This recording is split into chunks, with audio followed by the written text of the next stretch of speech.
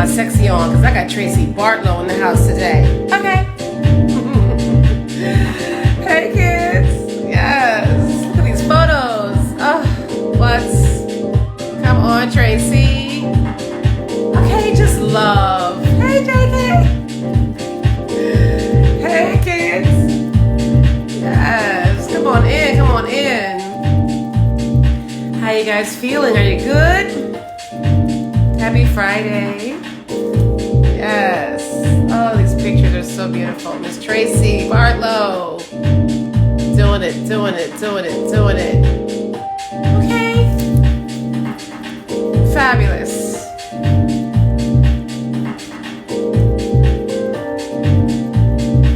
Thank you guys for being here. Yes, my guest today is amazing. Okay. Come on. Come on. What? Okay. Okay. Giving it to the kids. What? Come on, my Libra sister. Yes, Miss Traci Bartlow, baby. Giving it to you. Okay. Rocking it out. Look at this queen. Come on, y'all. Come on. Welcome, welcome, welcome. This is my glorious friend. Hey, Kate. My glorious friend, Miss Traci Bartlow, honey. She is a force to be reckoned with, and I am so excited to talk to her today. Let me bring up that first photo of her because I just love this photo of my guests. How you guys doing? First of all, happy Friday. And second of all, I know a lot of you saw that we started our summer stage season last night. Hey, Zinda. And I gotta say, yesterday was super emotional, getting back to what we love doing, putting arts out in the streets for free. And we have the legendary jazz Wynton Marsalis and his Jazz at Lincoln Center Orchestra. And it was amazing. It was a packed house. Everything went smoothly. We had a beautiful opening night in Central Park Summer Stage here in New York last night. The mayor showed up. Okay, the mayor showed up. At one point, I was standing right behind him while he was watching some of the shows. So it just feels good to be back to what we do, to be blessed to be able to bring arts to people and to see all the faces. People were just smiling. It was really a blessing. So without further ado, I just wanted to put that out there. So shout out to all of you who are following Summer Stage. Make sure, we're live streaming all the free shows now. So if you're not in New York or can't make it that day or for whatever reason, you can live stream the free shows now. So follow us on Instagram and everywhere else, summerstage.org, and we will bring you some arts and music and dance. But my guest today is Traci Bartlow, my Libra sister. Born and raised in the Bay Area, Oakland, California. She is a dancer, director, choreographer, educator, consultant, lecturer, photographer, and the founder of Be Love's Guest House. Okay, come on. She also is the founder and creative director of Starchild Enterprise, which is her umbrella company for many of her endeavors. She has been called a healer, striving to live as her highest self and encouraging others to always do the same. I love that. The Oakland Museum of California has identified Ms. Bartlow as an influencer and local luminary. Y'all heard me? Local luminary. So Traci and I have a shared love of dance and so many more things. I mean, we're both Libras. I don't know who all believes in all of that, but we are both Libras, born a day apart. So let me bring her in, and I'm excited to get this conversation going because she is so much love, light, and joy. Let's see how can happen. Come on, Miss Traci. Miss Traci Bartlow.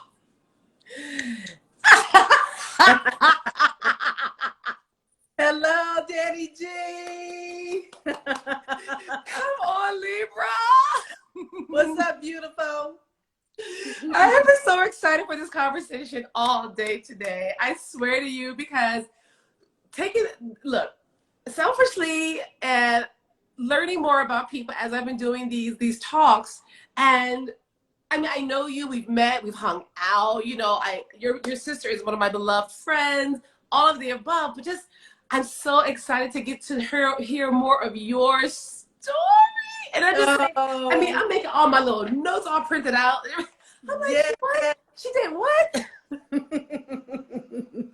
I was impressed. I was listening to the introduction and looking at the photos, and it always is like, oh, wow, that is me. Yeah, So it's that's you, so, girl. exciting. It's just wonderful. I'm so happy you invited me to have a conversation with you. I Yes. adore you and just love the work that you're putting out in the world. So it is an honor to Thank join you today. you. Well, you look fabulous as always. Let me turn my volume up just a little bit on you. I know, right? Come on, giving it, giving it. So first of all, tell us how you're doing. You're calling in from West Oakland, right? Did I get that right? Yeah. Mm-hmm. Okay. And so how are you feeling? You know, I know like New York, just like California, is wide open. Yes. So, I mean, how are you feeling about that? And how have you been dealing with the pandemic? Well, you live in a beautiful area in your house, but how have you been dealing through? You know, today I'm feeling fine. I am feeling good. It's a hot day. It's about 84 degrees and I love hot weather. So it's yeah, and this is right around the corner, maybe 2 days from the summer solstice. So this Mm-hmm, is a mm-hmm. wonderful welcoming of summer. The pandemic was intense as it was for everyone. With my business, B Love's Guest House, I went from 80% capacity to zero. Oh, right. Like no income, no bookings, and just the fear that the pandemic brought of this deadly virus and who I Mm-hmm. invite into my space. Mm-hmm. You know, the guest house is on the street level of my house and it's a separate entrance from where I live. You know, they have kitchen, bathroom, washer and dryer, everything is there.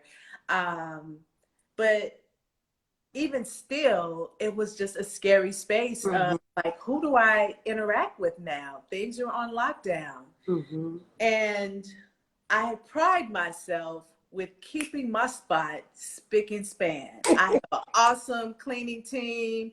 They keep it together. So with the pandemic, then I just adopted just a few new sanitation protocols. Um, but I'm happy that I already had this policy and this way of functioning where everything was really clean. And that is something that my guests always commented on, like, oh, this is like really clean. Yes. So yeah, now that we are opening back up or have opened, Mm-hmm. June 15th, California is fully open. Mm-hmm. Um, I've been vaccinated Mm-hmm. and I still require people to wear masks. You know, Yeah. the signs that say mask required on entry, they're not going anywhere. Right. So I still have some precautions, Mm-hmm. but yeah, even me personally, I'm not ready to let my mask go. Me either. I gotta tell you, man. I go to the gym. Even last night, being at Summer Stage and being around all those people, I kind of still was like, you know, hugging only a few people, but still, it is a little nerve wracking. We have this pandemic PTSD, and we're still in it. And Yeah. talking to your sister Monique earlier, and I said to her yesterday, like I realized, you know, opening night, I just really was at my computer in my little kitchen office, and I really just released some of that fear. And I realized some of the fear that I was holding on to was not only for myself, but for my mom. For my mom, you know, Mm, and she's, you know, she'll be yeah. 74 this year. She's finally got vaccinated. She's through all the 2 week, you know, whatever protocols.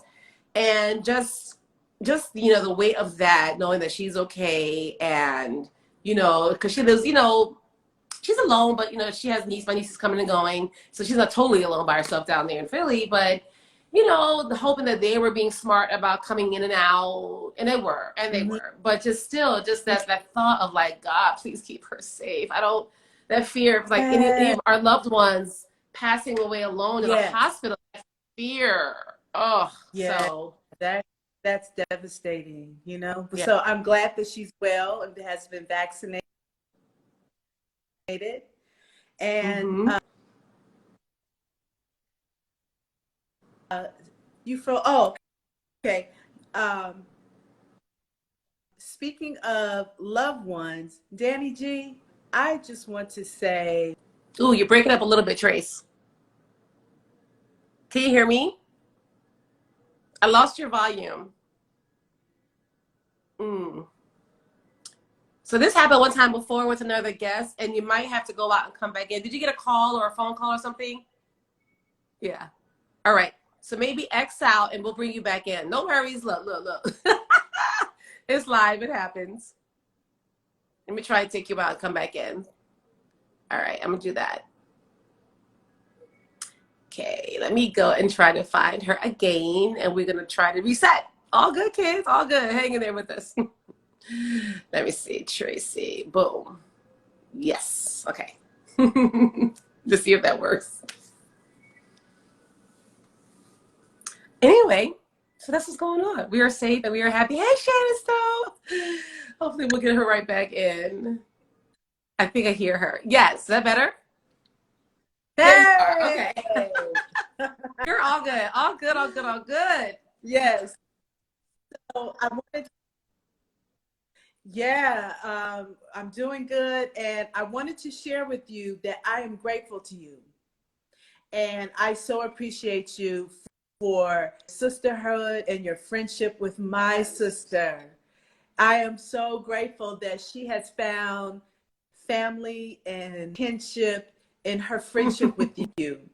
And being that you're also a Libra, I'm like, oh, that's my Libra proxy sister from my Right. sister. So it makes me really happy to see how you all love on each other. Thank you. I appreciate it too. I do. I mean, I think about the days. So if you guys aren't aware, her sister, who she is talking about, is my dear, dear, amazing friend, Monique Martin, who used to be my colleague at Summer Stage. And we used to, in later years, share an office and just,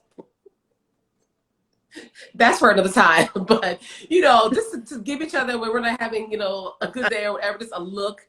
You know, when women can just look at each other and know. I mean, so I miss that about her being in the office and sharing that knowing and just that person to lean on. And obviously out here in the presenting world, I mean, we still lean on each other. We spoke earlier forever. And it's a beautiful friendship. And I appreciate and honor it so much. So thank you for saying that.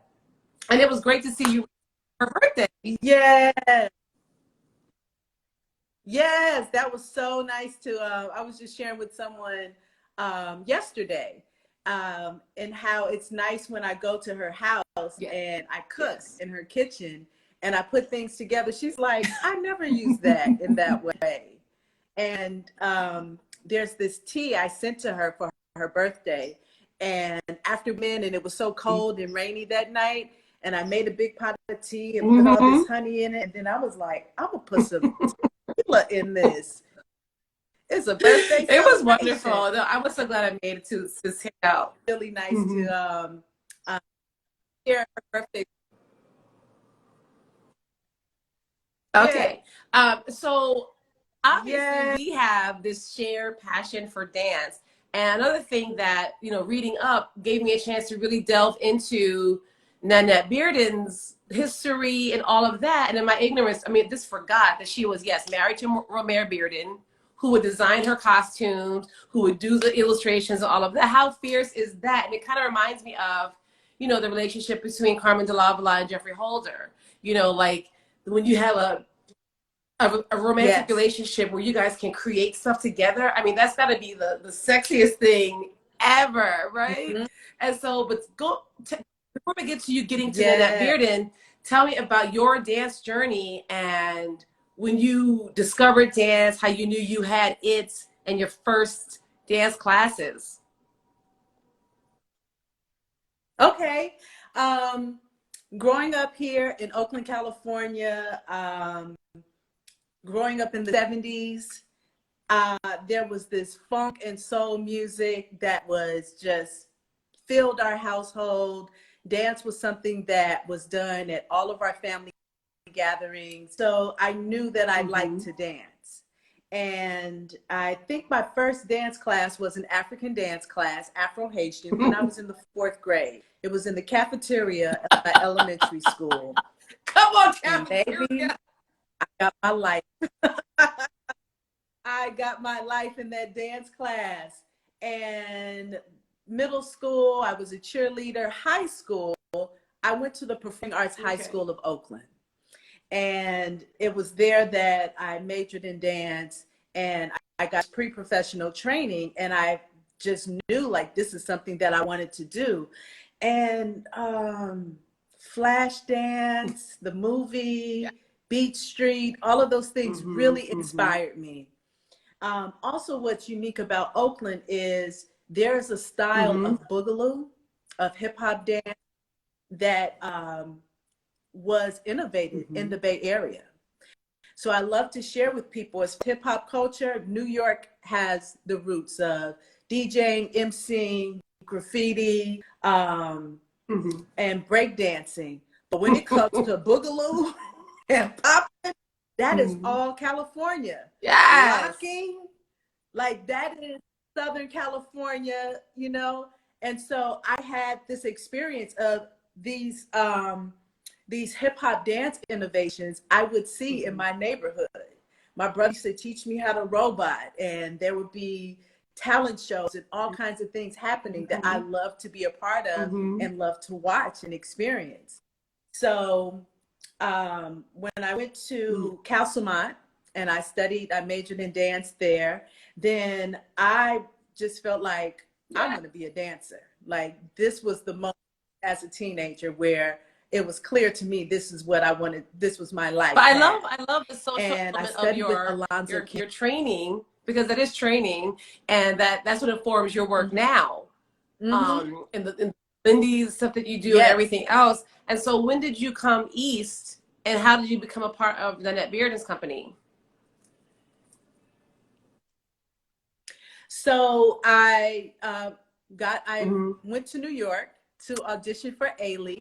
I wanted to go to their summer training, and I got the scholarship to train for the summer program, but they offered me the 2-year program. And so I moved to New York to study at the A-League school. So studied Who were some of your teachers? All of that. Michael Vernon. Oh my God. Ballet. I haven't heard that name in so long. Yes. I loved Michael Vernon. That was one of my favorite teachers. I had Carol Freed for Graham, and what is her name? She used to teach Dunham, and she had a stick, and she would. That's terrible. I'm having a brain fart too. Anybody watching? Tell us. Yes. Yes. Hey, sister. Yes. Yeah. Monique just joined. So I also had Kevin Rotardier was like in our performance. Yes, in our performance class. Joan Peters. Class. Joan Peters. Who did Joan Peters? Yes. Yes. Joan Peters. Oh. Joan Peters for Dunham. Yes. And then for Horton, I had Penny Frank, also for Graham. And for Horton, Milton Myers, was my Horton teacher for 1 semester. Woo! The best. Yeah. So it was such a rich and amazing experience studying at the A-League school. And I auditioned once I left the A-League school, then I auditioned for the Annette Bearden Contemporary Dance Theater, and I was accepted into the company and learned ballets from Tally Beatty. That's also where I learned Ragabone and Hank of Hair. I told you, like, I didn't dance Congo Tango Palace, but I learned some of the choreography. And I'm sorry, I'm so excited. I'm drawing a blank. Diane McIntyre. Oh, just some of the great Black choreographers. I had the opportunity. George Faison. I danced Gazelle. Oh my God. Which was a section of his ballet Slaves. Work with George Faison, Tally Beatty, Diane McIntyre. It's where I got my first taste Lindy Hop, because Nanette's company commissioned different choreographers to set a piece based on Mary Lou Williams' Oh, wow, music. okay. And Mary Lou, yes, and so she was like composer during the Harlem Renaissance. She was a pianist and a composer. And so that's where I worked with Diane McIntyre and then also Mama Lou Park's Lindy Hoppers. They came in and set a piece on us. That's, I know we got our fans, girl. I'm like, whew. I have to keep my window closed. It's so loud in my neighborhood. And then I have to turn my air conditioning off because it's old and loud. I'm like, ooh, that girl, look. But the thing about, I'm loving reading back now and getting my knowledge beefed up on Nanette Bearden. I mean, she really championed Black choreographers, which, I mean, come on, Tally Beatty, even Gary DeLoach, Rick Odoms, Carmen Cita Romero, Rumel Rowe, who I just met recently, Walter Rutledge, Oda Salid. I mean, just really, really impressive. Yes, Walter Rutledge. Yeah, it was the next best thing to Ailey. I wasn't able to get into the company or into the second company, but I was like, I'm gonna dance some of these ballets. So seeing that Nanette Bearden did some of those works and worked with other choreographers, it was wonderful to be accepted into that company and also have the blessing to meet Romare Bearden and to be, I met him one time. Yep. At his loft on Canal Street. His loft? Wow. It was a moment where we had to pick up our checks there for some reason. They were like, oh, just go downtown. And so we went downtown and on Canal Street, went up in one of the old buildings. And I think it was like on the 3rd floor. And he was just sitting there and said hello. And Annette was there. And it was just incredible to work with Nanette's company, to be Bearden once. And also Nanette's sister, Sheila who I Rohan. adore. She was sometimes our rehearsal. So I know Sheila Rohan just from her, you know, her years of DTH, but also I think I took class with her here and there. But even just recently at the 2019, I put together, you might have seen it, the celebration for the Clark Center. And what part of the show was the 5+, which is like our elders on stage. And Sheila is she didn't dance, but she's part of the organization of it. And it's like Hope Clark, Romel Roux, Walter Rutledge. I mean, just fabulous, right? Yes. So she's still around. She's such a wonderful soul. I've heard of the Clark Center. I've heard of the Clark Center, know how legendary it is. So that I just love that both of us have danced Tally B's work because we know what that is, right? It's very specific and it's very specific technically. Like you're in forced arts the whole time. You're probably in a character shoe or a heel, you know what I'm saying? And so I love that we both know what that is. And it can be fast as hell, but you still gotta jump, you still gotta get that leg up, and that, you know, the torso still gotta move. All of it. Yeah, I remember the moment I was like, this man is crazy. He had us do a turn on our knee in attitude, arms on our knee, and then span and lay out that leg. With no knee pads. No knee pads. What? No knee pads. What's Monique say? I did not know Nana and Sheila are. Yeah, they're sisters. And Sheila. Yes. Sheila, that's amazing. I know. I'm just finding out some of these things, which is incredible. So, how long did you stay with the company?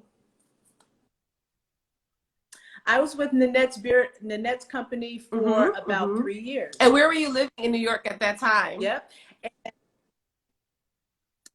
Yeah, I lived in New York at that time. I had an apartment on 137 between 7th and 8th. So wait, so coming out of the Bay uptown. Area, was New York a culture shock for you? Did you like me coming from Philly, even though it's not that much different? But New York for me was like, yes, I'm here. And it was so like active and exciting. Was that like that for you? It was exciting and it was thrilling, but it was definitely a culture shock. One of the first places, I think the second place, Monique and I lived together. We had an apartment in Fort Washington on like 160th and Fort Washington. And it was Dominican Yes. town. Okay. It was Yeah. Dominican City. And I had not seen or experienced Black people before I moved to New York. So I knew Mexicans, El Salvador, Chile, but to see Black folks my color and darker, it was a culture shock. And I remember just living in that neighborhood of Fort Washington, and they would always speak Spanish to me, and I would just be like, I'm sorry I don't speak Spanish. And they'd be like, why? Like, Yeah. what's wrong with you? But it was such a beautiful learning experience. That culture shock was just like, this is another part of the world that I don't know about. And I'm excited to learn. And after you left Nanette Bearden, what did you do? Well, I got a few gigs. Oh, child, I got a gig dancing at the sporting club in Monty. Shut up. And I lived south of France. Yes. I lived in the south of France and danced at the sporting club for like a whole summer. Yeah, and that's where I met. Wait, who? Chance was on that gig. Elise Neal, who's an amazing actress now, she was on that gig, and it was amazing. Oh my goodness, Danny. During the week, the sporting dolls, as we were called, it was 24 dancers. We had our show during the week, and on the weekend, a celebrity would come in. Half of the celebrities, more than half of the celebrities, were Black American, and there was some French and Italian celebrities would come in and perform on the weekends. So the American celebrities were Barry White, Debbie Allen, Sammy Davis Jr., Whitney Houston. Oh my goodness. Yes. Gregory Hines. Now, would you guys perform with them? And sometimes those artists sometimes those artists, they would have us come into their choreography. So I loved it, Danny. We were working 7 days a week for 3 months, and I had no complaints to dance 7 days a week. I know that's right. We would rehearse our show, and then when the celebrities would come in, Debbie Allen came in, put us in some choreography. We got in some choreography for Sammy Davis Jr. Who else? There were a few other artists that choreographed us into our show, into their show. So we had like 3 or 4 days to learn a new show and get on stage and That's so exciting. And so at this point, you are a hot-bodied 20-something living in the south of France. Was there romance, girl? Were there romances, girl? Were there romances, girl? Tell us. You know, there were romances on that gig, but one of the other gigs I got was dancing at a theater in Athens, Greece, and it was called Educator. And that show starred a woman named Marinella, and they would say, Marinella is our #1 star. Danny G, she was a female Frank Sinatra. Old school, they would show these black and white films of her in the 50s, and she's all young and fine. And there were certain songs that she sang I loved. And I would go down and sit in the wings and watch her sing, and I didn't know what she was singing about. She would be singing in Greek, but she was powerful. So I had that gig, and while I was on that gig, I met this man who was a soccer player. Yes. Football. And he was from Brazil. And I had a little romance with him. Okay. We were both in another country, and our ships crossed, and we was like, hey. And that was also another cultural experience for me because in the limited education, which speaks to these new states that are saying like, no, don't teach too much Black history, I didn't have an understanding that the slave trade took African slaves also to the Caribbean and to Brazil. And I remember asking him, like, how are there so many Black people in Brazil? And he said, well, you know, because of slave trade. And I was like, they took slaves there too? Child, Yeah. ignorant. You know, just that just really speaks to how we are not educated on our history and how well elements of that slave trade are hidden and just swept under the rug. But ooh, I had a nice romance with that man. But I just think it's wonderful that you've lived. He spoke hardly Yeah, I just think it's great that you've lived in all these incredible places. And that's one thing that, you know, I'm always so thankful for, the blessing of being afforded to travel for my work and gotten to see, like, coming out of Southwest Philadelphia, you know, lower middle class upbringing, single mom, and just seeing all these incredible places in the world. And I'm always encouraging young people, if they can, however they can, well, once we can, really travel. Yeah, it's a great education for me. Yeah, I loved it. I was going to tell you something really cute. The Brazilian man, he hardly spoke no English.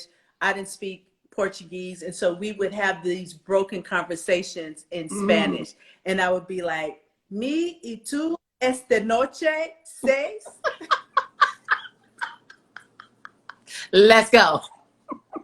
He didn't even say much. Let's go. Let's go. So after this whirlwind of Monte Carlo and Greece and everything else, when did you land back in Oakland? Before I went back to Oakland, I also danced in Forces of Nature. That's right. So I danced in nature. See, girl, we need a night to just like talk dance, like for real, for real. I know. So how did that come about with Abdel? I had such a wonderful experience. Oh, it was wonderful. It was such a wonderful experience working with Abdel and Diane.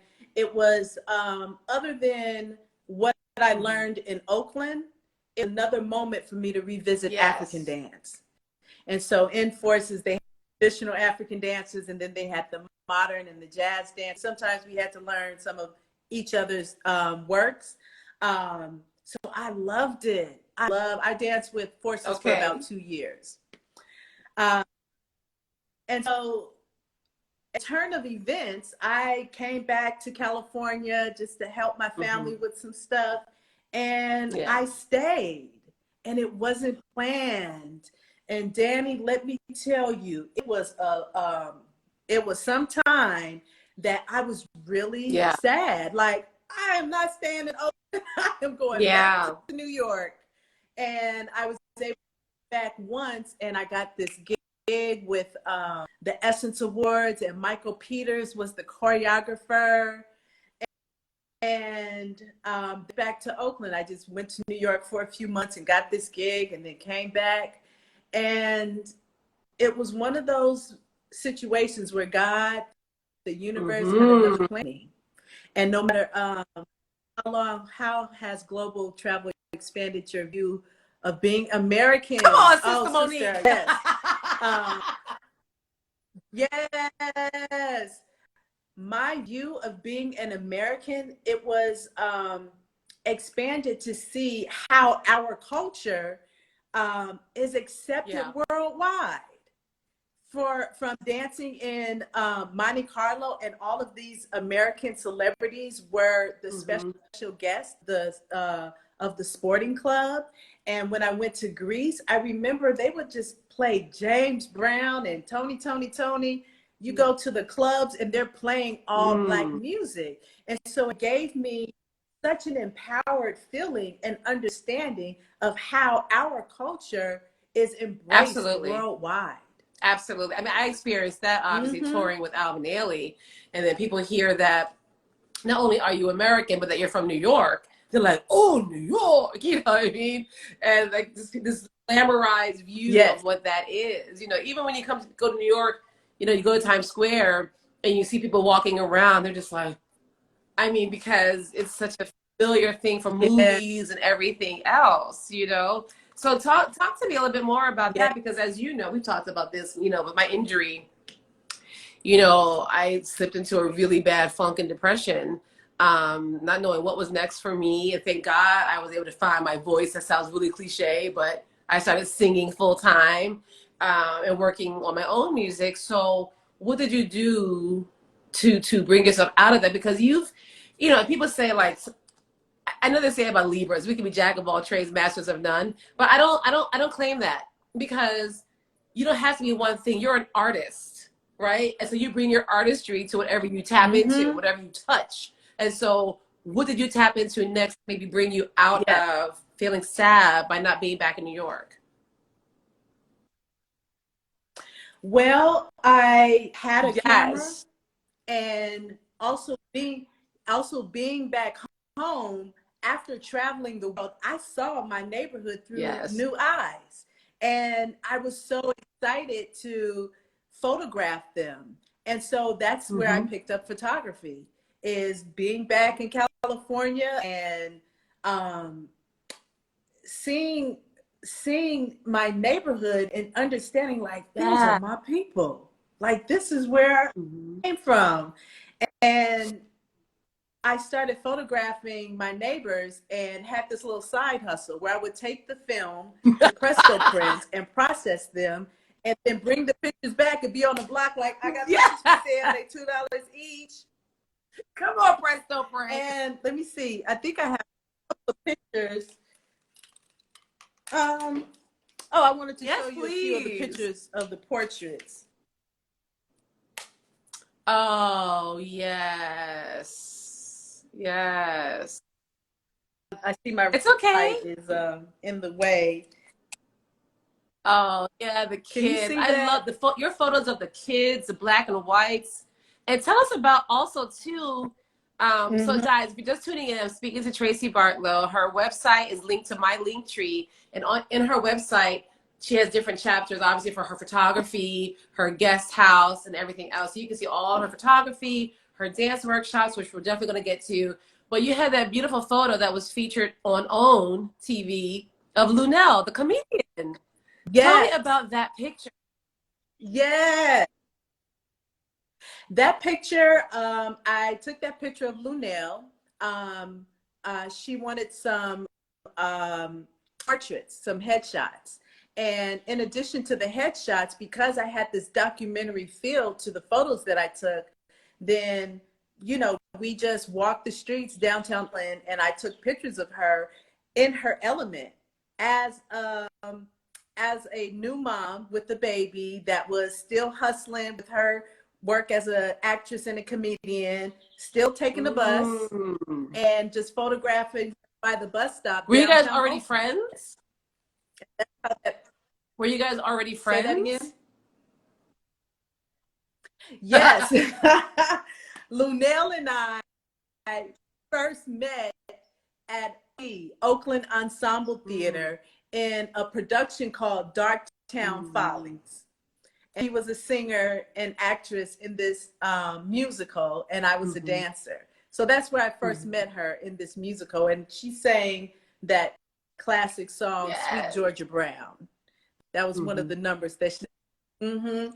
So we did then, and as I began taking photographs in my neighborhood, just with the hustle of living in New York City and knowing how to Mm-hmm. insert yourself in places that you Mm-hmm. needed to be, I segued my way from just taking pictures in the neighborhood to shooting for Vibe, The Source, What? Pages, all the local.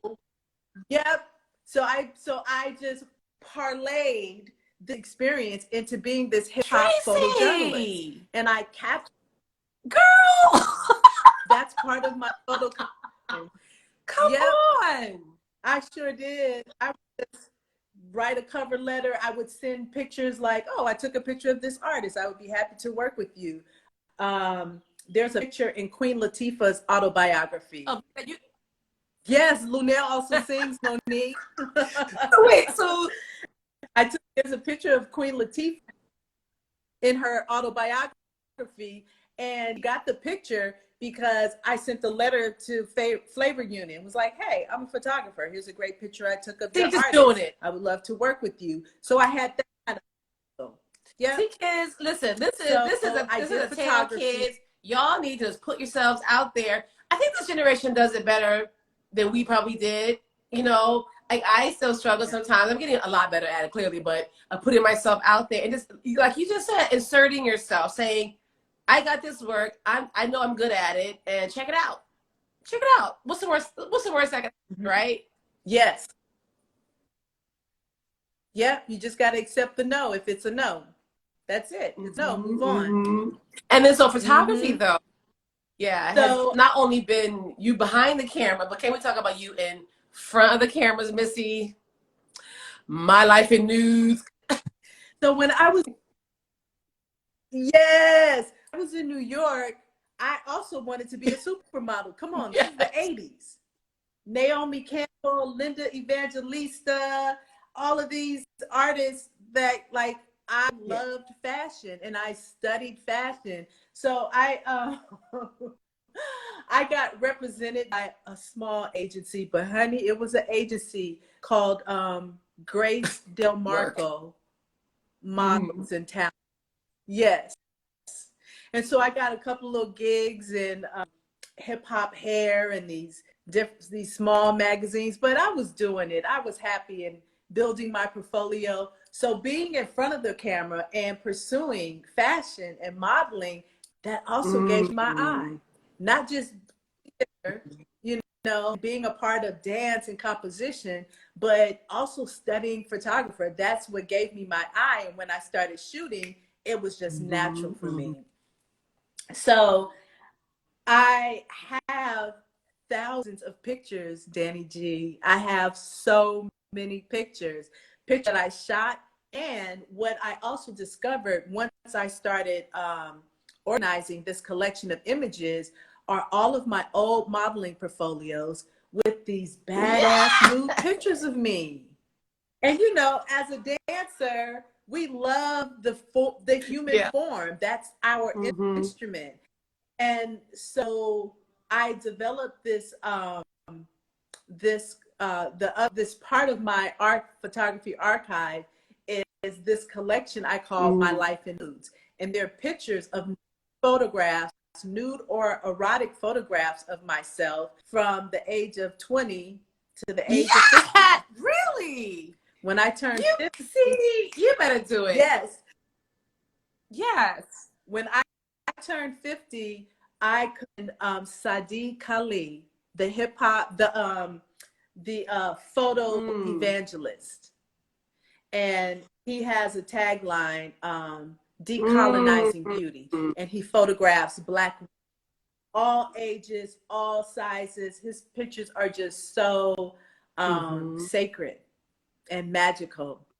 So he photographed me nude for my 50th birthday. And I was like, wow, I have pictures of myself nude in all these stages of my adult life. And so that's how My Life in Nudes was. That's incredible. Developed. I've only done one photo shoot in my lifetime where I was naked, and it was for the photographer Howard Shots, but I was too shy to show anything really. So all you just saw was like my profile. You didn't see any nipples or pubic hair, but never got to that point. Do you also? I mean, like, were you immediately comfortable doing that? Do you think?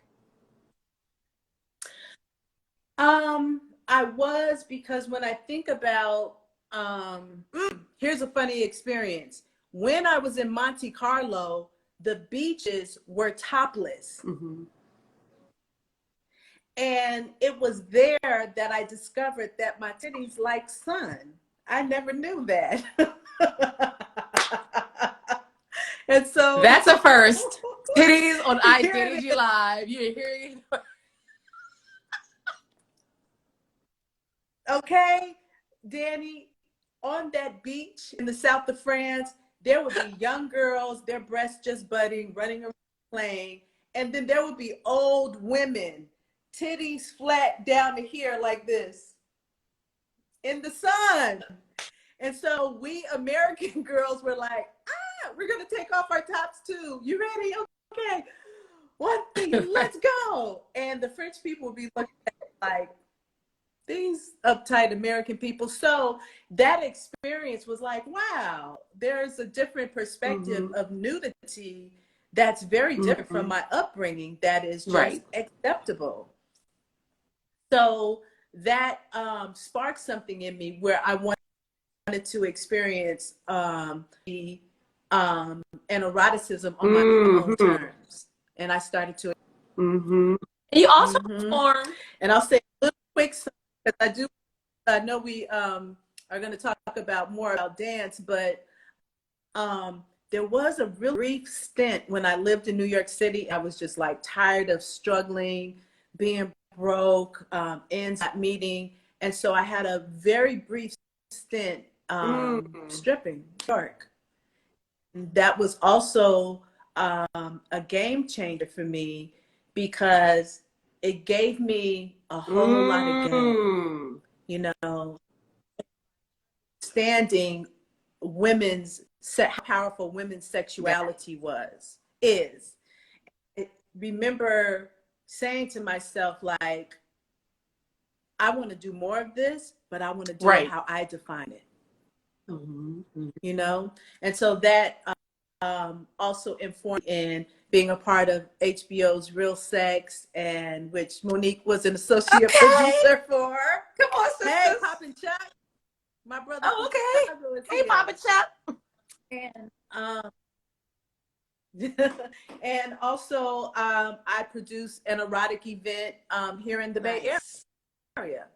So that was also a part of who I am. And it was important for me to explore my eroticism on my own terms. I didn't want to do it in ways that was defined by society. Well, it is clear from... So that's a little something on the it's clear from seeing all your work and reading about what you've been up to that, you know, you're very sex positive, you're very body positive, and then that's so inspiring for me. I mean, I still have my little moments, but I mean, I'm comfortable with my body enough that, you know how some women, like even in the gym, right? And you go to get changed, you get into your gym clothes, and people are kind of like, they're all shy about it. I guess being a dancer and having had to change quickly backstage, things like that, all that shit goes out the window. You can't be, you know what I'm saying? You got 2 seconds to get that other costume on. You can't be worried about the stagehand over there saw your butt. I mean, you know what I'm saying? But there is that thing that we have, I think, in this country, especially that maybe not so much anymore. Again, this new generation, I'm telling you, man, they are just about it. But you know, there's just a broader body positive movement, I believe, that's afoot now, and I think it's beautiful. You know, I think it's beautiful. I just feel like as long as people are safe and, like you said, they're owning it and they're claiming it, you know, it's their choice. It's our choices, you know. So I definitely want to talk about totally flipping it back to your social dancing, which you call praise dance. It's like part of praise dance because you're talking to the ancestral voices and getting into Lindy and honoring the social dances of the past and present. Frankie Manning, I think is right his name, Norma Miller, and honoring, you know, those are elders. So please tell us about, first of all, Starchild. Where does the name Starchild come from? Starchild, it's funny because it's a name that I gave myself in middle school. And I think I was kind of inspired by Parliament Funkadelic, and the Starchild character in that music was some way out character, but I just like the idea of this name, Starchild. And so I called myself that a little bit in middle school as a nickname. And then I was inspired by the Adinkra symbol as an adult. And I gravitated to the Adinkra symbol in Saroma, which is an image of a star. And one of the definitions that I saw for in Soroma was my illumination is merely a reflection of God. And so I use the name Starchild as the umbrella of the different entities that I do as an artist. Photography, dance, and I love Sketch House. That's awesome. Yeah. And so with dance, Danny, I am so passionate about how our history is misrepresented and to right those wrongs. We know how it is with blues, with jazz, with hip hop, with so many elements of our culture that the world embraces, but then they kick us to the side, to the curb, and they don't give us our due. They don't give us our props. And it's like, well, this came from Black people. You know what I mean? Even now that Juneteenth is about to be a federal holiday, it's like, we've been doing this for 100 years. Like, oh, now you want to do something? Yeah, I mean, I'm kind of, I'm like this about it. Like, I definitely want to honor the fight, you know, of our elder Opal Lee. She's been fighting for so long to get this recognized as a federal holiday, and I definitely want to honor those activists who, you know, she was marching to cross country to get this thing made into a federal national holiday, which I think is beautiful. But it's a Band-Aid. You know, I don't want us to take our foot off the gas because obviously there still needs to be a lot of changes made. But I definitely want to stay in the moment of absolute gratitude and honoring all those who have fought to get this recognized more broadly and more internationally, really. You know, I mean, I was talking to my mom about it earlier. I didn't know about Juneteenth until my 20s. And I came to New York when I started my rock band, or my late 20s, actually, I'm shamefully to say. But, you know, meeting Greg Tate and all them kids up here and Monty and Zuri, they were talking about, oh, yeah, we're going to perform on Juneteenth. I was like, huh? You know, but you're right. They don't teach it. You know, they don't teach it. Yeah. And that's part of my passion with sharing this rich part of our culture. So with, I started researching and delving into the Harlem Renaissance as I was developing curriculum for some of the after school programs that I was teaching, heading here in Oakland. And I didn't want to teach just the latest hip hop steps. I wanted to teach the history, and the history, not just in terms of New York and the Bay Area. My research took me back to the dances from the Harlem Renaissance, and you could see that clear connection, that thread in the style, the swagger, the cool, the birth of cool, the footwork, you know, the attitude, all of that, you feel that in hip hop culture. And the more I studied the Harlem Renaissance, the more passionate and inspired I became. And I just got deeper and deeper into it and wanted to learn it, wanted to dance it and dance it well. And so I just got all in. And from my teaching and studying and sharing these dances of the Harlem Renaissance, then I got this recognition by the Frankie Manning Foundation as a Frankie Manning ambassador. Yes. So yes, and I love the connection. I love dancing Lindy Hop. You know, that energy of the roles of the lead and the follow. And when you find a good partner, ooh, and y'all swing out, and it's all improvisation. Like, you have to know the basics, but with the person you dance with, they may feel it and turn you and move you in a different way.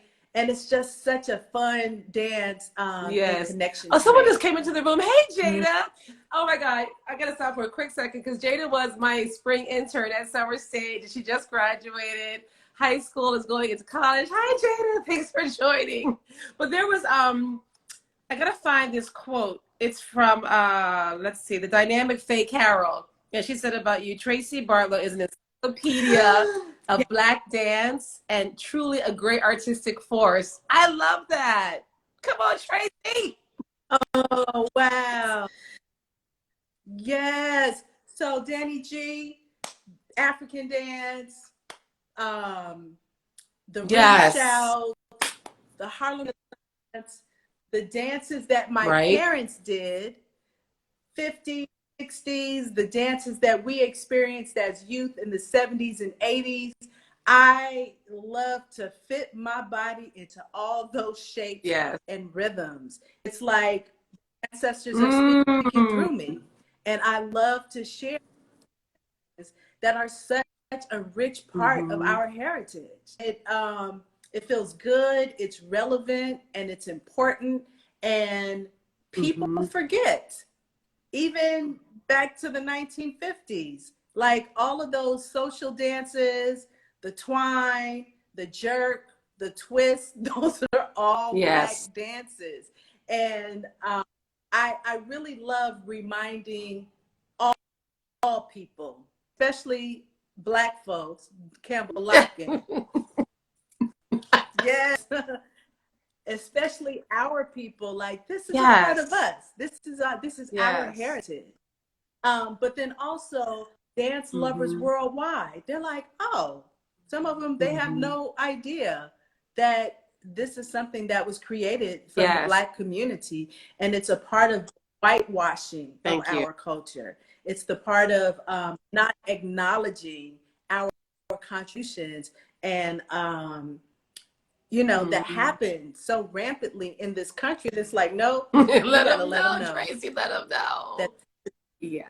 these are our And that's why I contributions. love, I mean, even what Camille Mm-hmm. Brown does, I love, love, love Camille Brown's work because that one piece, oh my gosh, Black girls, I'm messing up the name right now. It was Now, centered around I know jump the piece rope. you're talking about. Yes. Oh, I just, Mm-hmm. the first time I saw Yes. it was at Celebrate Brooklyn, and literally just like boo-hoo through the whole thing because it like she unapologetically speaks to us. I mean, Yes. I had a Yeah. funder once say to me Mm-hmm. that he thought her work was too Black. Yeah, get over it. Ain't nobody saying that to Balanchine. No, nobody was saying that to the Jinsky. You know what I'm saying? So, oh, it's too Black. It's too Black, really? What does that mean? What does that mean? So, Yeah. Yeah. you know. Like, is it too Black for The you to Black girl digest? linguistics. And what is Monique, your what's process? Monique used to hear, girl? The Black girl. That thank you. Black girl linguistic play. Yes. Yes, and even her new one, Ink, Yes. which is just them like going through their daily life, and the two guys do a duet that's all Mm. just like sounds like they're playing basketball, but they love each other and they're trying to show each other, and it's everything. So I think that, yeah, tapping into that is so. You teach it, you perform it. Is this what tell us about your Juneteenth program tomorrow? Is that what it's about? Some of that tomorrow? Yes. So tomorrow I am teaching a lecture demonstration, and it is something I created from this passion of documenting and preserving Black dance and culture.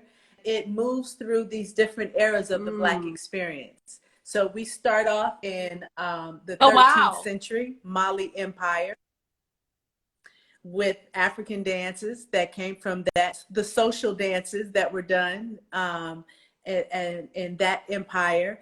And then we move through the experience of the African American through the ring shout, the Harlem Renaissance, and again through the 50s, 60s, Mm-hmm. 70s, and 80s. And I give a little snippet of movement from each of those eras, and also the history of the Mm-hmm. dances, names of the dances, and what was happening culturally and politically Mm-hmm. during those times that helped to Come inform on, the movement that Tracy. we were doing. So it is, yes, it is fun, it is educational. I love the tagline I created, that it's part lecture, part dance Yes, party. it's awesome. And so it's a wonderful, it's very fitting for Juneteenth celebration, because as I'm tailoring this lecture to Juneteenth, then reading about when the slaves in Galveston, Texas heard the news, all slaves are Mm-hmm. free, some of them broke out in dance. Right. Right. I'm like, what was the dance they broke out dance? That is how we Right. celebrate. And it's something that moves from deep within Mm. our soul and our Mm. being, that moves us Mm-hmm. to dance and express something that is sacred and powerful and Mm-hmm. celebratory. So it's just such a beautiful thing, this way, the way that we as Black folks dance, and I love just That's so sharing it and awesome. doing it. So the show tomorrow, and guys, Traci Bartlow's show is tomorrow. What time does it start? Oh, do you hear that truck? So Yeah. it's 2 p.m. And is it going to Yes. be, will it be So live stream? Will it be filmed? Can we see it like, on the East Coast in some kind of way? yes, yes. This it's being presented through the Museum of the Mm-hmm. African Diaspora. It's one of the Smithsonian Right. affiliates. And if you go to the web, I can put a link in Mm-hmm. the comments where you can just sign up, and it's pay what you Mm-hmm. can. Well, I You know, actually it's a did. pay what you can Yeah. situation. Yeah, I actually did link it to my link. And it's 2 p.m. Mm-hmm. Oh, Yeah, yeah, yeah. perfect. Yes, so you can go to dannIGeeLive, and it's also Mm-hmm. on my Mm-hmm. LinkedIn. So if you go to my page, you can find it there. Oh, look, Inzuri just joined. Hey, Inzuri. Um, so LinkedIn, dannIGee's LinkedIn, that's where you can find the link to register for the lecture demonstration, a celebration of African American social dances.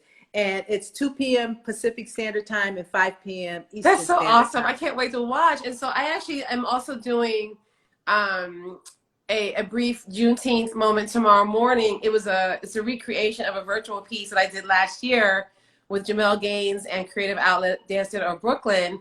And I had already booked it as a show because normally when we do our citywide series for Summer Stage, my dance performances typically fall on Fridays. And that last year, Friday was Juneteenth.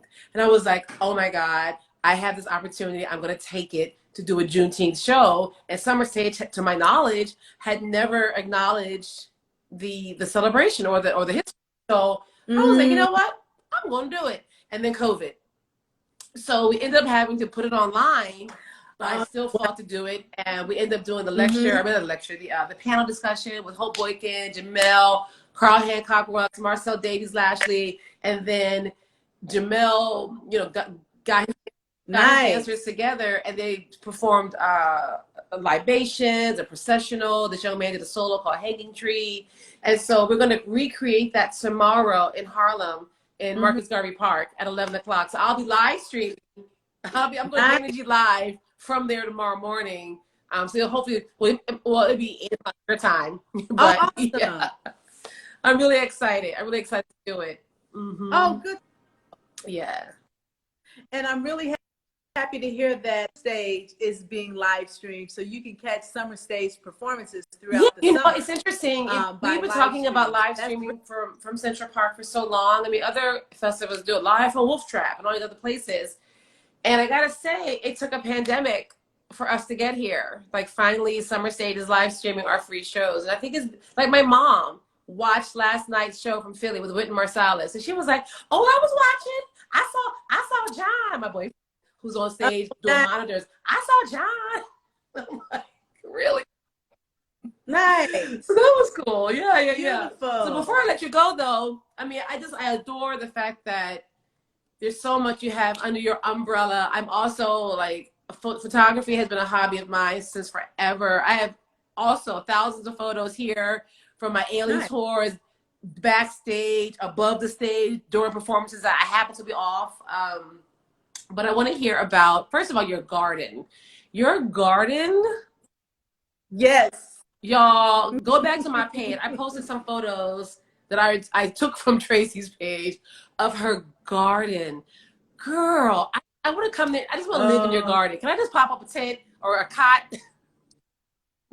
yes. Yes. I would love for you have to experience the garden when you come to California. Please do.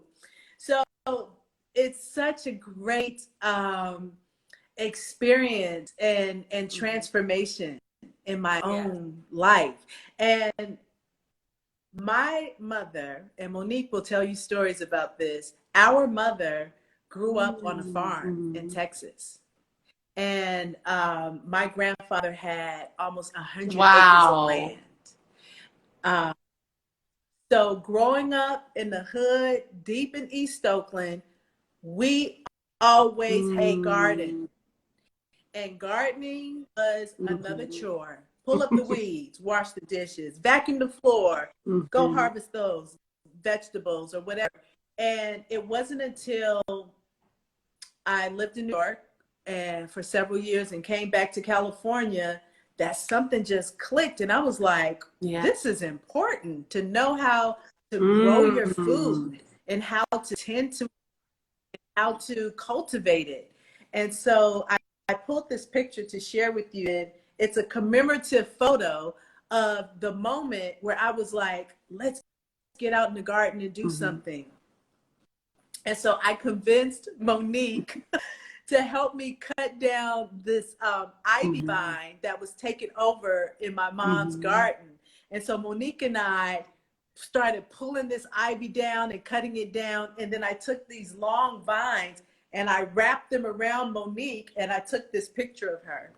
But yes. Oh my God. Oh, that's beautiful. Oh my goodness. Queen Monique. And so, yes. And so my mother was looking like, oh, you guys like being out here now? And just took over. And I just loved gardening so much. Every opportunity I got, I would have plants in my apartment, on the porch of my apartment. I had a friend gardening with her. And then when I became a homeowner, I was like, wow, look at this garden. I could do a lot of things in this garden. And so the way I've developed the garden at my house, dannIGee, it has been a part of my healing. Oh.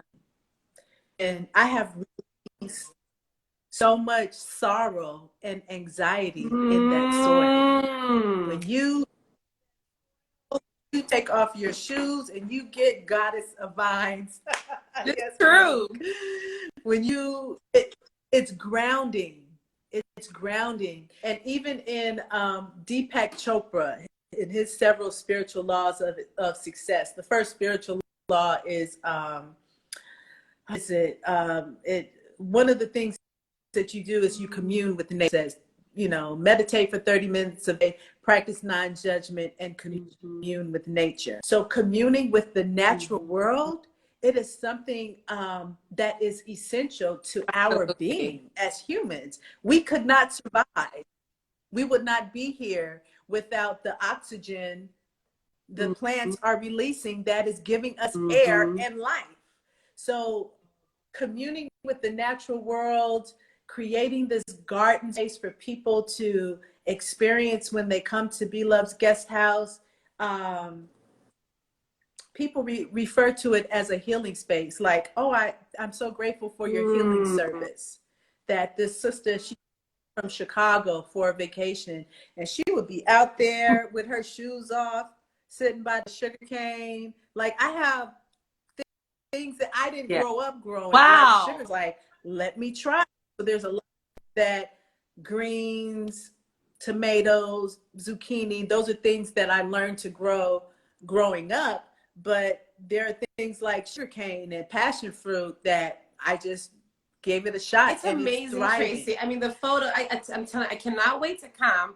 And I gotta be honest, I mean, I'm not a plant person. I mean, my mom, you know, has plants and all that, but I never had plants in my apartments, you know, in New York or anywhere else really. And so I'm very proud that I have my, I have my 2 little plants in my apartment. Wait, I'm gonna bring her over. So this is, you're like, oh. I love that plant. This is Leontine Price. Okay. She was really tiny when I first got her. So, I mean, compared to what Tracy has, this is like teeny potatoes. And this little baby who I found on the street and I'm trying to nurture her to life. This is Miss Jessie Norman. Hey, Miss But Jessie same person, Norman. Jesse Norman, are my two Yes, the babies. queen. And I talk to them. I Oh, touch them, I beautiful. talk to them, and you know, they keep me company. So that's my little plant journey right there. I haven't killed them yet, so I'm doing I okay. love it. And I have them touching each other, like I have their Let leaves touching, so that they're, you know, they're together, they're talking when I'm not around. mhm. They keep each other company. So, You know the Leontine Price, that is an mm-hmm. umbrella tree, and it will Yeah. take off. Those things can get Oh, really good. big. So and they grow Mm-hmm. pretty easily. So as long as they get the little bit of water, sunlight, they will Yeah, really take I off. can't wait. I mean, she's really starting to Beautiful grow. plant. Um, yeah, but the whole healing thing in your garden, and I mean, can we talk about your cannabis business? Can we touch on that? I mean, am I allowed to say it? So yes, um, right next to the tomatoes and the zucchini, I have my cannabis plants. And they grow very well outdoor in the summer, just like all the other vegetables Mm-hmm. in my garden. So it's so easy to Mm-hmm. grow cannabis. It's so easy. And of course, there's all these technical things you Mm-hmm. could do if you're growing on a big scale. But I grow my cannabis and I treat and I care for them just like I care for the tomatoes and the zucchini and Mm-hmm. the corn. And they Mm-hmm. grow well. I have one that is almost 6 feet tall. And I love to grow, and also I've developed a drink, which is now, hey, what's up? Why not? What up, brother? Um, Now I've developed this cannabis drink, which is the signature drink of B Love's Guest Mm. House. Now, what a lot of people don't know is the cannabis leaves have the same or similar nutritional profile as any green. Really? Huh. Yes. So I take the raw cannabis leaves, not the buds Mm. that you smoke or you use for a Mm-hmm. psychoactive experience, but just the raw cannabis leaves. I press it through the juicer with some ginger and some apples and some other stuff, and I have made this delicious health drink that I call Yeah, Radiant Monique was just Bliss. putting that Radiant Bliss.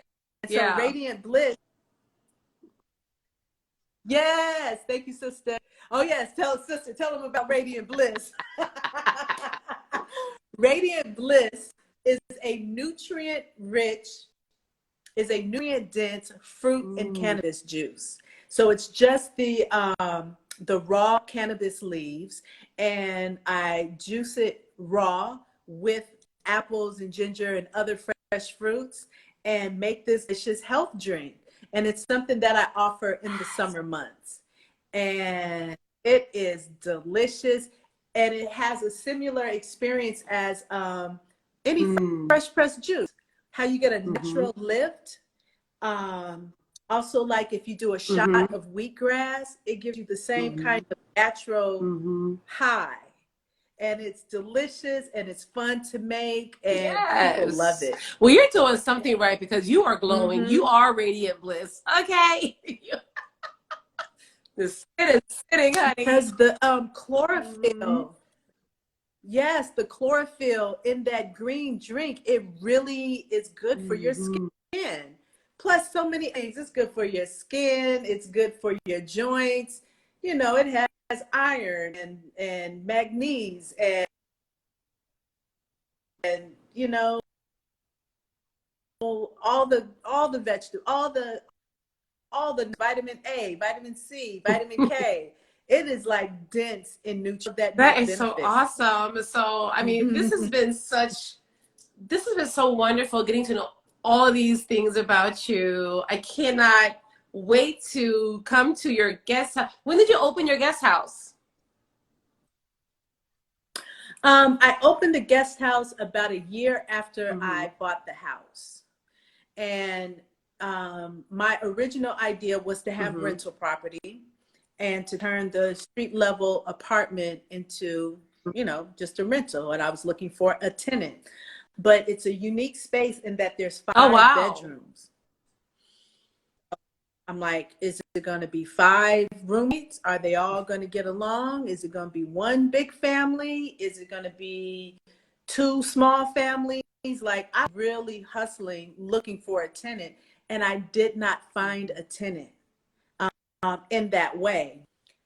My first guests were Ooh. choreographers that were coming to the Bay Area for a 3-month residency, and it clicked. I was like, I know b-boys, graffiti artists, poets, filmmakers, like activists. Like, I have this international community of artists and activists that I know come to the Bay Area. I have my Yes. ear to the street, the African dance, the film festivals, you know, the b-boy hip Yeah. hop You jams. had, I Like, saw a photo, you I had know Ashe all Dance of there the people. one year, right? Out of Yes. Brooklyn. Ashe Dance, they have a residency in San Francisco. They brought their whole company, and their company Wow. stayed here. So yeah, that's when it clicked. Is having these artists that were here for a residency. So 3 months in a hotel is way too expensive. 3 months in somebody's house work out as well. You know, rent for 3 months first and last month's rent, security deposit, all of that Yeah. is too complicated. So I was like, oh, this is who my target audience is, are people that come to the Bay Area for gigs. So that's my first market was to rent to people that I knew. And now I have a website, you know, I'm on Airbnb. I'm on, there's another one called Bud and Breakfast for cannabis friendly Oh, that's cute. accommodation. Butter breakfast. I like that. I like that. Now, are you back open since Yes. COVID? Are you back having guests? Yeah, this is the first time since COVID that I am at capacity. Great. I have guests from, yep, yep. That's awesome. No, wait. I gotta ask. Have you So ever I had a am, nightmare guest? Can you give yeah. us one story And this, without telling her name? yes, I, I had a nightmare guest, and it was a lesson in listening to your Mm. intuition. Um, that body intuition that'll be like, no, and do it anyway. That was that situation. This man, from his email, I was like, he's going to be a mess. So I have learned to fine tune my discernment just from how they communicate. And many people, I'm like, it's not available. But for him, it was early on, and I was kind of struggling at that moment. I was like, I really could use this booking. He came to study at Amsterdam University for 3 months, and this is a cannabis university here in Oakland. And the day that he was supposed to check in, I arranged my day to receive him, and he didn't show up, and just screwed up my day. And I was like, I felt like this guy was trouble. Danny G, the next day, I'm walking out the house. He's getting out of the cab, and he says, oh, hey, I was supposed to show up yesterday. Is the room still available? In my mind, it said no. And I said, yeah, it's available. He was a mess. It was a mess. He was such a horrible, Oh, he was crazy. He would damage other guest what? property. So he had problems with other guests. He would do all these things, like he put some bricks together in the backyard and started a Oh bonfire. It's no. like, you got to Oh go. no. You have to go. So then I had to follow all of the housing regulations, where it's like, oh, he's been there for 30 days. You're going to have to get a Oh. court order, go to this office, blah, blah, blah, blah, blah. And I'm like, okay, well, hopefully he won't burn down my Oh. goddamn house before I take him to court to Oh. get him out. Like, I Yeah. am unsafe. So what got him out is he had a fight with another guest. And the other guest was like, this is my property, and it's in the house rules, like, don't touch anybody else's stuff. You ask. he tore up this other guest's belongings, and the other guest said, "You got to pay me before you leave." And he said the wrong thing to that man and got his butt whooped.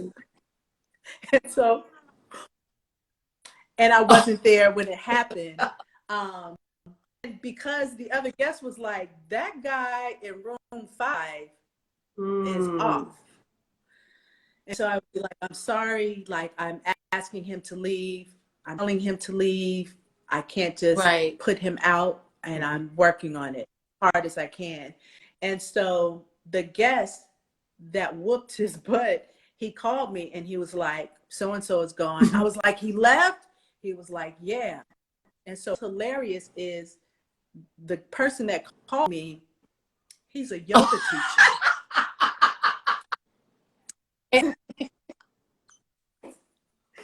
He was a piece of love that day. So did Monique. And he used to do like some mixed martial arts, you know what I mean? But he's gotten Zen. But that man pushed his buttons and he whooped his butt. And so it was hilarious because he was like, he's gone. And I was like, what happened? And he was like, he is so disrespectful. And he said, I have to whoop his ass. And he said, he sounded so sad and sincere. And he said to me, what he said to me was one thing, but the way I heard it, it sounded like Afro Samurai, like an Afro Samurai character. And what he said to him was, I tried to reason with you, man to man.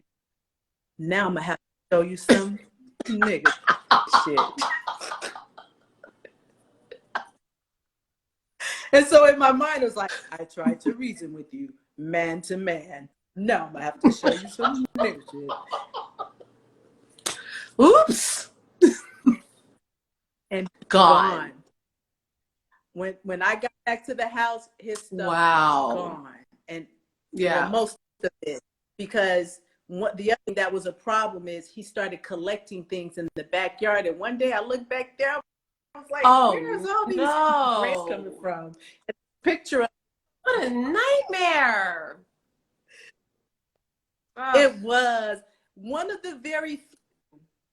B Love's Guest House, I set an intention for like-minded people to come into the space. And 90% of the time, it's beautiful. But that was one guest where I was like, oh my God, this guy's a nightmare. He has to go. Yeah. Set an intention for him to go, and he was at. Well, this has been unbelievable, Traci. I'm so glad we found the time to do this. I'm so glad with the timing with your Juneteenth show tomorrow. You know, guys, if you're listening, please go to my link tree in my bio. Traci's website is there. Also, the link for her Juneteenth program tomorrow out in Oakland, California. And how else can we support you? Do you have like a donation link for anything? I mean, can we support you in that way through your website as well?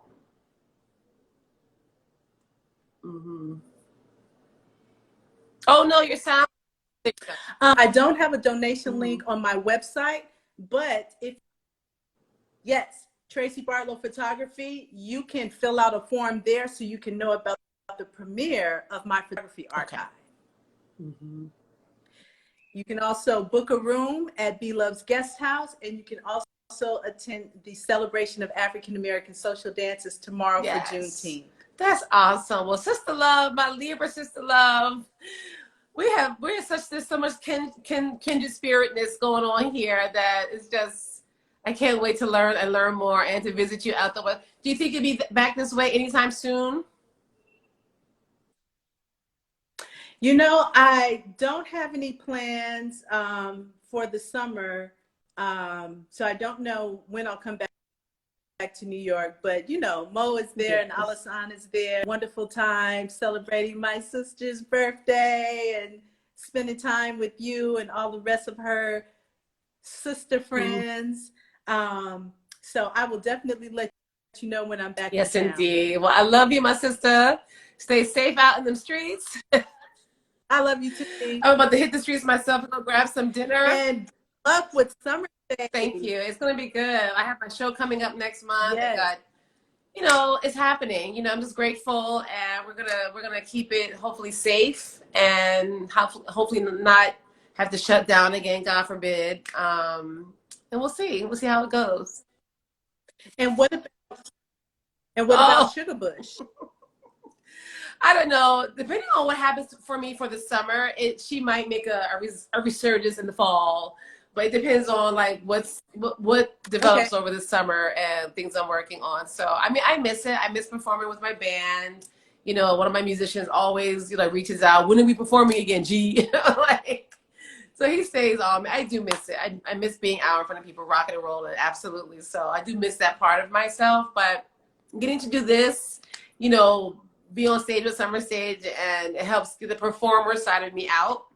Absolutely. So I just love being in front of people, making people smile, make people laugh, think about things differently, maybe, hopefully, and just illuminating stories like yours and our legends. Like, again, with Thank you. Nanette Bearden, like learning so much more about her today because of you today is I'm so grateful for that. So Mhm. absolutely. Yay. Well, I enjoy you perform. I enjoy you do your thing with Sugar Bush, with all of your creative endeavors. I wish you continued You too. success, my sister. And thank you so much for having me. It's been a pleasure having this Absolutely. conversation You with too, you. Tracy. Hope to see you really soon. Good luck tomorrow. Yes, yes. Oh, awesome. Please do. Yes. All right. Thank you, everyone, for Bye. joining. Bye, sister. Bye, Bye, Mimi. Tracy. Oh, Bye. just amazing. Miss Traci Bartlow, Diva Queen. I am so fortunate to have women like Tracy, and of course her beautiful sister Monique in my life. It just fills up my life so much. And please go to my link tree. Go to Tracy's website. Look at her photography. Look at all the things she teaches. Her guest house. If you're in the Bay Area, book a room. I mean, I can't wait to get into that garden. And that's it. So thank you, Tracy, for that. Thank you guys for tuning in. Tomorrow, I will be doing a special dannIGeeLive from Marcus Garvey Park in Harlem. And I have my Juneteenth show at 11 with Jamel Gaines and Creative Outlet with the beautiful assistance of Jana Lasort, who is the new Parks Administrator for the Harlem Historic Park. So we will be kicking off the day in Harlem at 11 a.m.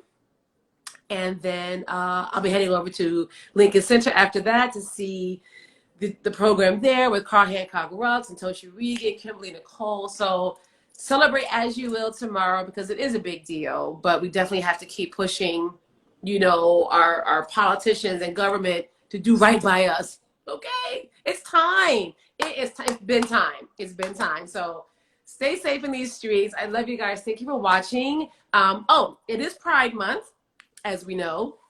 And next week, my guest is dancer and choreographer Daniel Bortzman. And he's going to be talking about his program's coming up. And we're going to be festive because that's Pride weekend.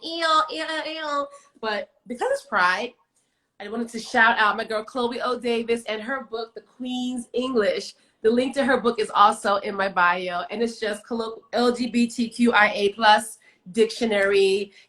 Look, yes. I know it's backwards, but whatever. Yes. So get her book for Pride. Learn some new terms. I mean, it is like chock full of isms and words and stories and all, and it's amazing. So Chloe O. Davis, her book is linked in my bio. So get the book. Support. That's it. That's all I got. I'm gonna go dinner. Have a great weekend, and I will see you tomorrow morning. If you can tune in tomorrow morning for Juneteenth. All right. Have a great weekend. Bye.